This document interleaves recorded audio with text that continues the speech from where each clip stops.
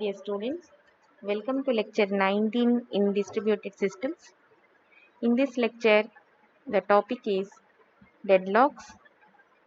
So, after the completion of this lecture, you will be able to know how to model a deadlock using resource allocation graph, wait for graph. And you will also able to know about the necessary and sufficient conditions for deadlocks. Let us move to the topic. So in the previous lecture, we have covered about what is meant by deadlock and what are the different notations or the terminologies we will follow in modeling the deadlocks. That is directed graph, path, cycle, reachable set and a knot. So now for constructing a resource allocation graph, the graph elements are the process nodes, means this one. All the process nodes will be represented with a circle, and within the circle it will mark the process number. That is this one. A process node represents a process of a system. It is shown as a circle with the name of the process written inside the circle. That is same like this P1, P2 and P3. So this system has currently 3 processes. And next type of nodes is resource nodes. Resource nodes are represented with the rectangular box.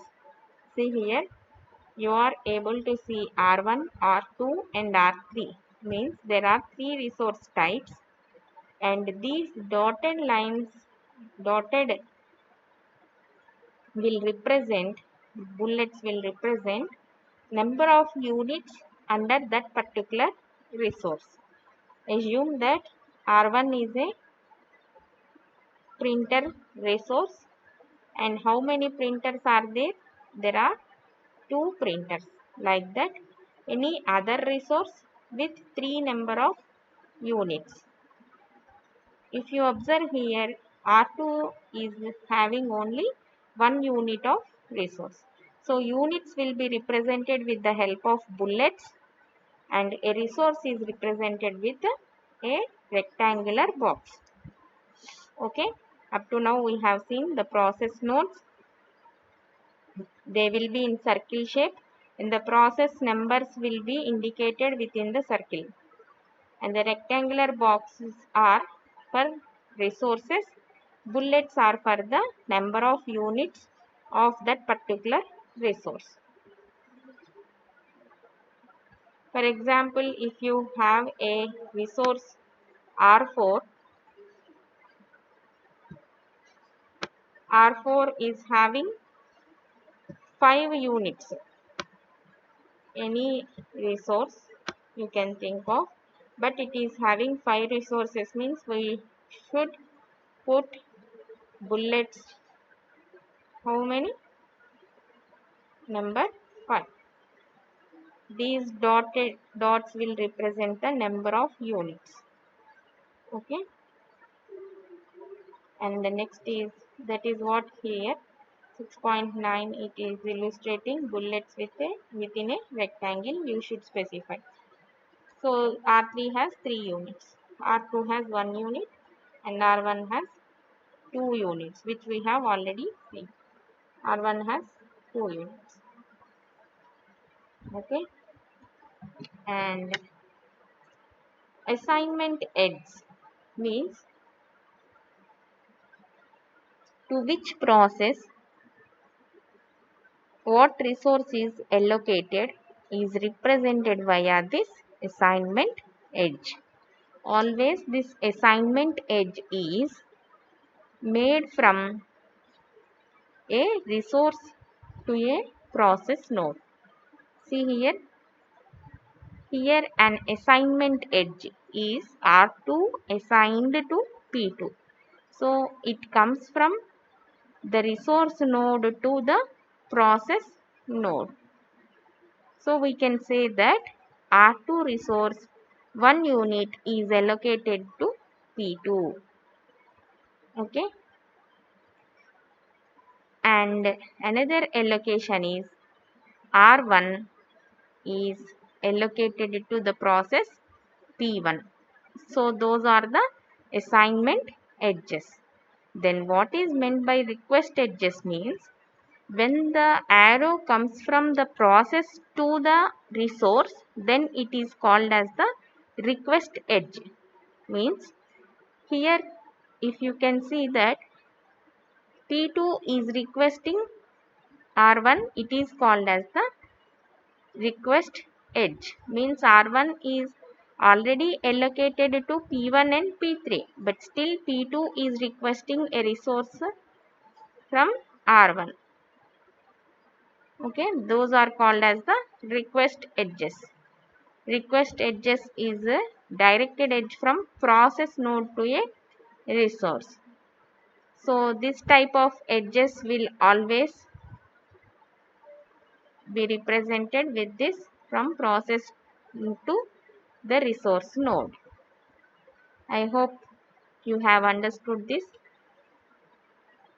This circle represents process name, rectangle represents resource name, and Rj means R1, R2, R3 like that. Pi also represents P1 process, P2, P3, so on like that. Like that, Rj is our resource types having 3 units in the system. It is an example. You can write your own examples also. So process Pi holding a unit of resource Rj means, so it is holding means assigned. So Rj is assigned to Pi. Whatever the resource is assigned, you have to replace that P2, R1, R2, R3 here, and it is assigned to P2 process means R1 to P2 will be the edge.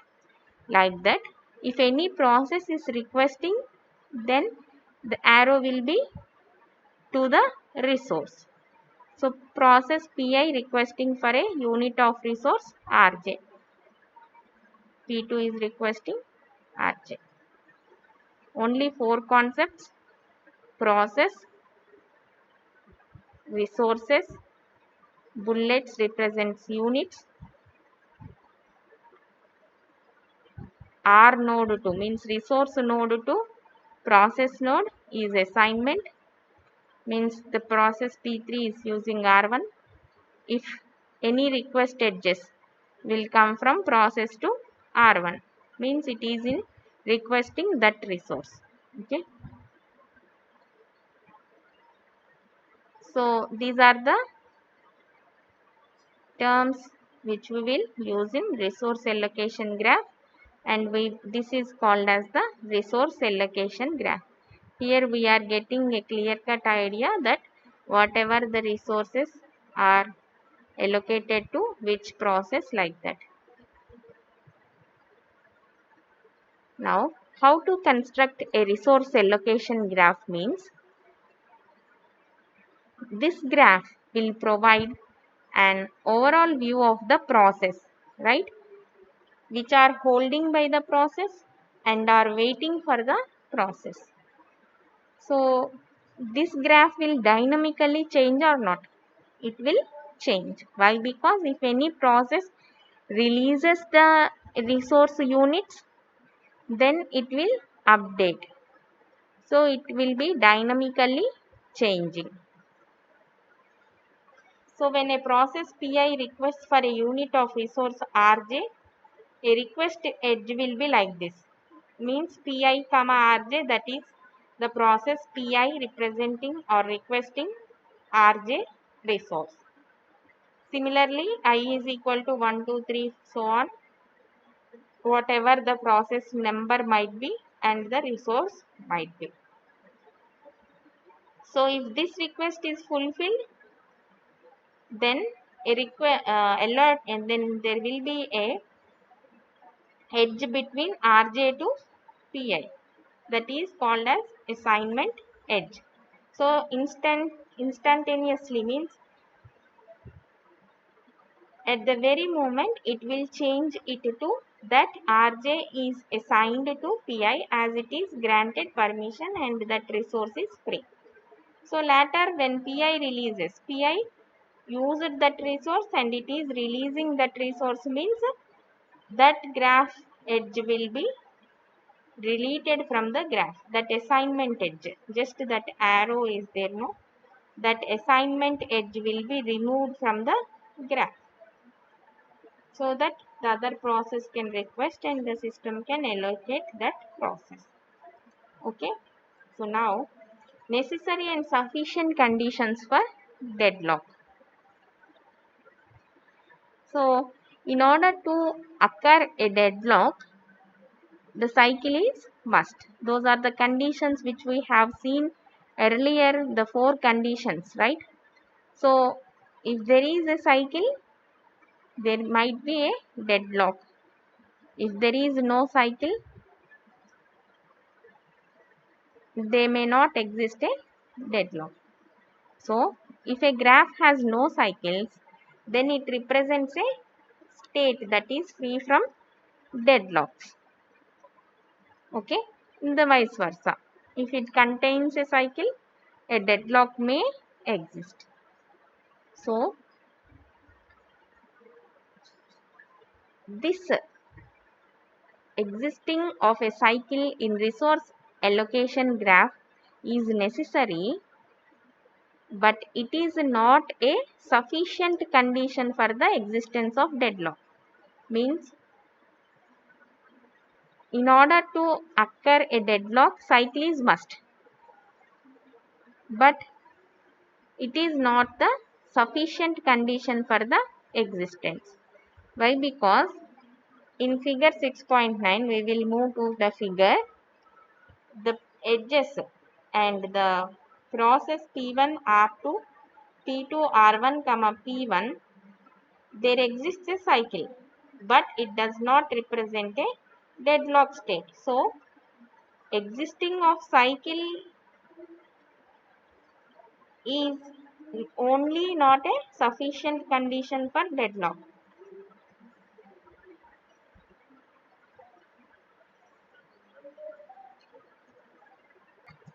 See here, P1 to R2, R2 to P2, P2 to R1 and R1 to P2, there exists a cycle, but there is no deadlock in this case, right?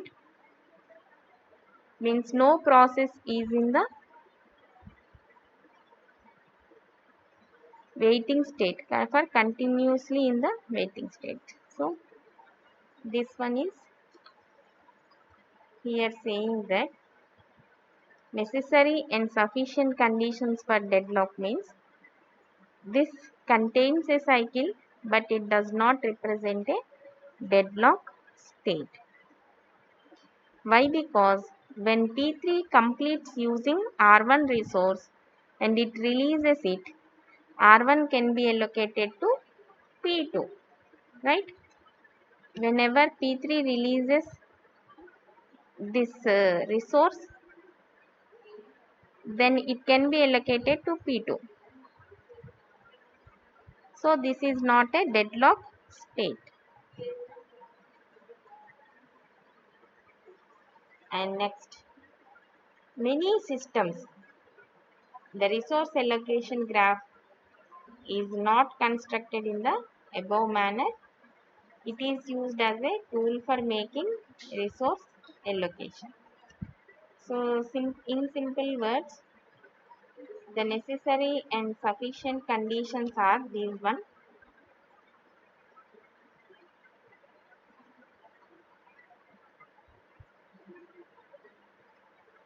So here in the previous example, all the process can finish their job one by one. Means after getting a resource from another process, it can finish the job and there is no deadlock in that stage. So what are the sufficient conditions for deadlock is different for different cases. It will be different for different cases. Let us see what are those different cases. A cycle in the graph is both a necessary and sufficient condition for a deadlock. Means cycle in the graph becomes a necessary and sufficient condition to exist a deadlock if all the resources types requested by the process forms a cycle and it is having only single unit. Means all the process are requesting R2, means in such a case there might be a deadlock and there is a cycle and the resource is having only one unit. In such a case it is the necessary and sufficient condition for existing of a deadlock. So presence of cycle in a resource allocation graph is necessary and compulsory, it must exist, but it is not a sufficient condition. So when it becomes necessary and sufficient means if all the processes forming a cycle and waiting for a resource having only a single unit, in such a case it becomes in a deadlock state. So this resource allocation graph which is quoted here, it shows a deadlock state. Why? Because P1 and P1 is requesting a resource R2 and R2 is allocated to P2. P2 is requesting R1 which is holding by P1. Hope you have got this point. P1 is requesting R2. But what P1 is allocated with? The R1 resource. R1 resource is requesting by P2. In this case, a deadlock may exist. Why? Because there is a cycle and all the processes are waiting for a resource which is of single unit. Okay, this is the example. In such a case, deadlock will occur. Next, a cycle in the graph is necessary but not a sufficient condition for deadlock if when, see here, when one or more of the resource types requested by the process forming the cycle having more than one unit, means not is the sufficient condition for deadlock. You have seen a knot. That knot is nothing but a cycle which covers all the processes. All the nodes is nothing but a knot. So here in the previous 6.9 figure, we have already discussed that it does not represent a deadlock. But here the modified graph is showing here, that is 6.11, a knot representing a deadlock. What is that knot? P1, P2, P3, R1, R2 are representing a deadlock and it is having two cycles, right? Two cycles, that is P1, R2, P2, R1, P1, one cycle, and other cycle is P3, R2, P2, R1 and P3. These are the two cycles. Means all cycle exists and it also contains a knot. So it represents a deadlock state in which all the three processes are in deadlock state. Here P1 is requesting R2, R2 is allocated to P2, P2 is requesting R1, R1 is allocated to P1. Like that, R1 is allocated to P3, P3 is requesting R2. So all the processes are in a deadlock state. So to summarize, what are the necessary and sufficient conditions for deadlock? Means cycle is a necessary condition. And the second thing is if the resource is having a single unit and a cycle is involved in that system, it is a both necessary and sufficient condition for deadlock. And if one or more resources types are involved in the cycle, this is this example. If one or more resource types are involved in the cycle, see here in this cycle, two resources are involved which are having more than one unit, and a knot also exists. So this is the sufficient condition for existing of a deadlock. Okay, this is about resource allocation graph and necessary and sufficient conditions of a deadlock for a deadlock. Next, another graph is wait for graph. So what we will do in this wait for graph means, this is somewhat a simplified version of this resource allocation graph. In order to construct a WFG wait for graph, we need to construct resource allocation graph first, and it will convert that resource allocation graph to wait for graph by simply deleting the resources. Whatever the resource nodes are there, we will delete them and we will directly connect the edges to the process. So it is somewhat simple, and by looking this we can understand the allocated resources and requesting resources. That is that one. All the resources edges will be removed. So P1 and P3 process here are waiting for P2, and the process P2 is waiting for P1. Similar to here, P2 is requesting R1. R1 is holding by whom? P1. So we will remove this R1 resource and we will draw a line between P2 to P1, keeping the arrow to P1. Why? Because P2 is requesting the resource holding by P1, and P1 is requesting the resource holding by P2. See here, P1 is requesting the resource holding by P2. Okay, P1 requesting resource R2. As we are removing this edge directly P1 to P2, it is assigned to P2. So P1 is requesting a resource P2. Here P3 is requesting a resource P2. Check here, P3 is requesting R2.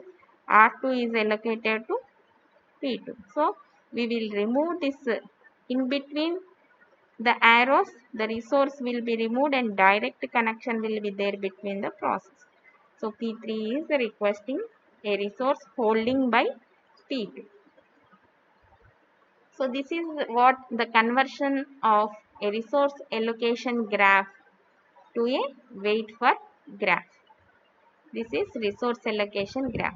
If there are resources, we will say it as a resource allocation graph. And for this graph, the corresponding wait for graph is this one. Okay, just we have removed the resource nodes. Okay, and the next topic is handling deadlocks in distributed systems. So there are three common strategies which are used to handle deadlocks. The first one is avoidance, means we will take care in order to avoid deadlocks. So resources are carefully allocated to avoid deadlocks. While allocation of resources itself, care will be taken so that no deadlocks will occur. That is avoidance. And the second strategy is prevention, and some constraints are imposed constraints are nothing but the rules are imposed in which the process requests the resources, and they will be sanctioned in the order to prevent the deadlocks.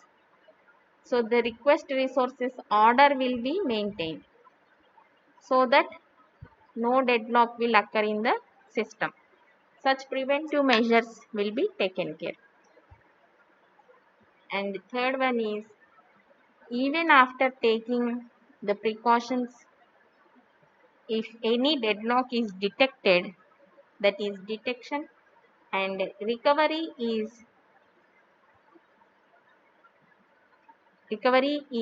must to come back to a safe state. So after deadlock detection, it will be resolved by certain procedures. So we will discuss about these. So the first one is deadlock avoidance strategy. So in this method, all the deadlock avoidance algorithms will follow these steps. So what are those steps means? They will predict the future state of the system. Means if we are assigning this resource to this particular process, what will be the future state of the system, whether it will be in the safe state or it in the deadlock state. A state which is having deadlock is called as deadlock state. Which is free from deadlocks is called as safe state. So always the algorithms will predict the future state of the system. So for what it is predicting the future state means, with the allocation of this resource to the requested process, whether there may be a chance of existing deadlocks in the system or not, it will check. That is first one. See here, when a process requests for a resource,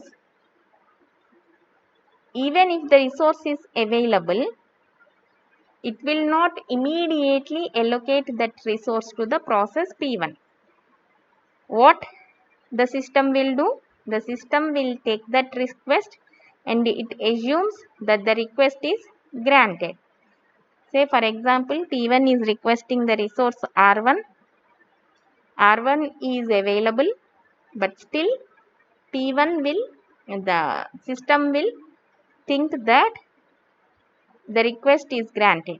So with this assumption, it will get the complete information of that particular resource usage, and the system performs the analysis to decide whether granting the request is a safe state or not. That is safe or not. It assumes itself that it is granted, but it will not grant immediately. So the third one is, the resource is allocated to the process only when this analysis of 2 is safe. Means with the assumption, if the system is safe, then only that process will be allocated to the requested process. Otherwise, the request is denied. Okay. So a system is in a safe state, as I told now itself, that if there is no deadlock, it is called as a safe state. So in order to provide a safe state, this ordering of the processes, requests of the processes will be ordered in such a manner that granting the resources to all the processes will not lead to a unsafe state. So we will look at this in example. So the concept of safe and unsafe states is illustrated in this example. So here it is assuming that in a system there are total 8 units of a resource. So there are 8 units of a resource and the number of processes are 3, P1, P2 and P3. They are all competing for a resource. So First of all, the system will ask the process how many maximum units of resource are required for the completion of the program. So it is assumed as P1, the maximum units required is 4. For P2 is 5. For P3 is 6. Means at max it can request 4 number of units, 5 number of units and 6 number of units respectively. And also suppose that currently each of the 3 processes holding 2 units of a resource. Means P1, P2, P3 are holding each one 2 units are holding. Max is maximum number of resources it wants. 4, 5 and 6 as we have assumed. So this state is called as the safe state. Why? Because there are 2 free units still in this case. Why? Because 3 2s 6. How many we have? There are 8 units we have. See here. 8 units we have, and we are allotted 2 units for P1, 2 units for P2, 2 units for P3. So 2 plus 2 plus 2, that is 6 units are over, and the remaining free are 2 units. Okay. This is the demonstration of a safe state and safe sequence. So for example, now we will try whether the state is safe state or not. So in this case, the state is safe, and after completion of this, if any request, any other request coming to the system, then it will exclusively think whether this allocation will lead to a safe state or unsafe state, like that. So check here, P1 is requesting another 2 resources. As those 2 resources are free, it is allocated to P4.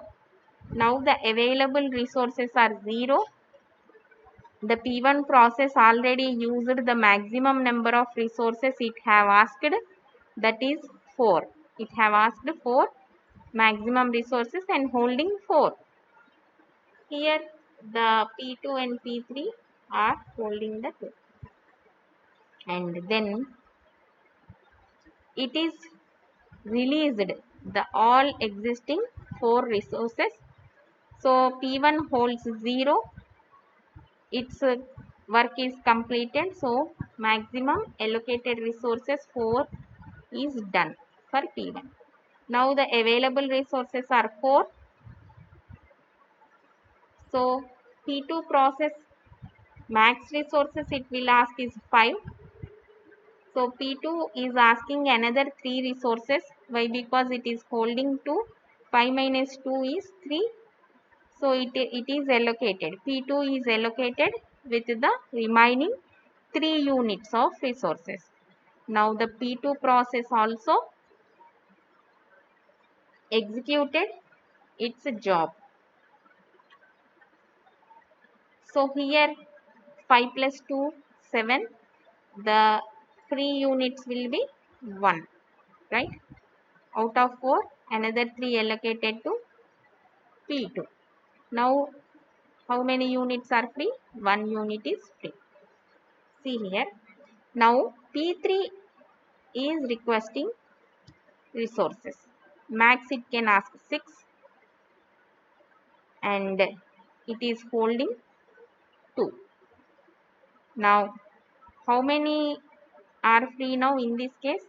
It is released this event, this resource 5 plus 1, that is 6 are free, and here those free resources are allocated to P3.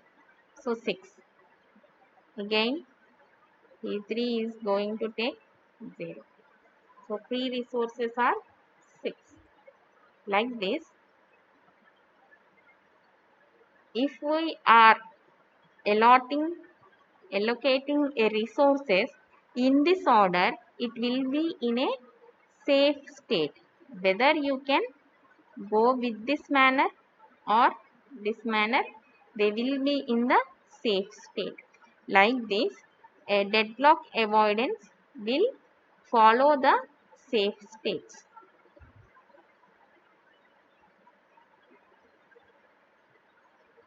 So here the system may move from safe state to an unsafe state. You can see that sequence here.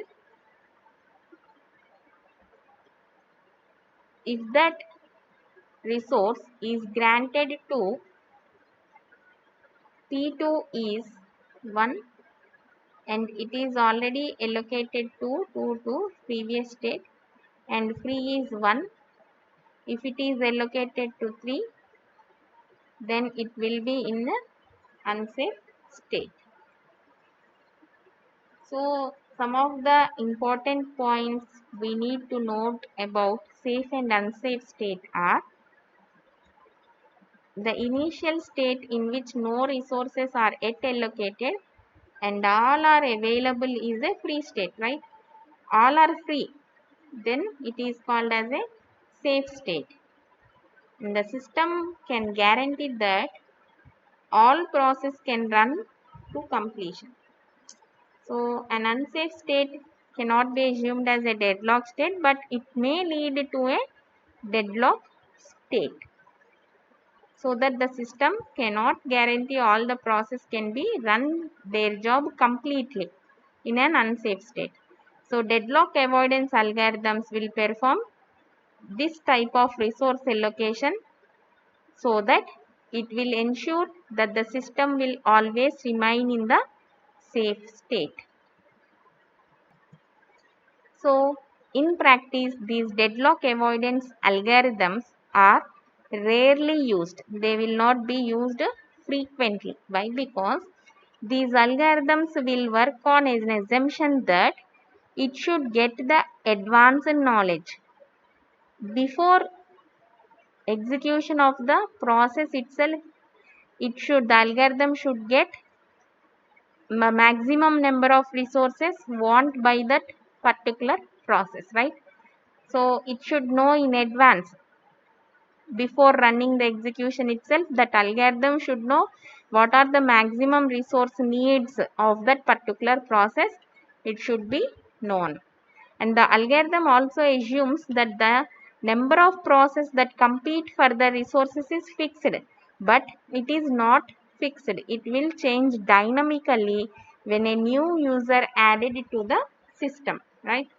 And the third reason is, it also assumes that the number of units of a particular resource type is fixed. But if there is any breakdown or repair in one or more units of a resource, in such a case also we cannot guarantee a safe state. So, and the last reason is, it restricts the resource allocation severely, and it also degrades the system performance when we are using these deadlock avoidance algorithms.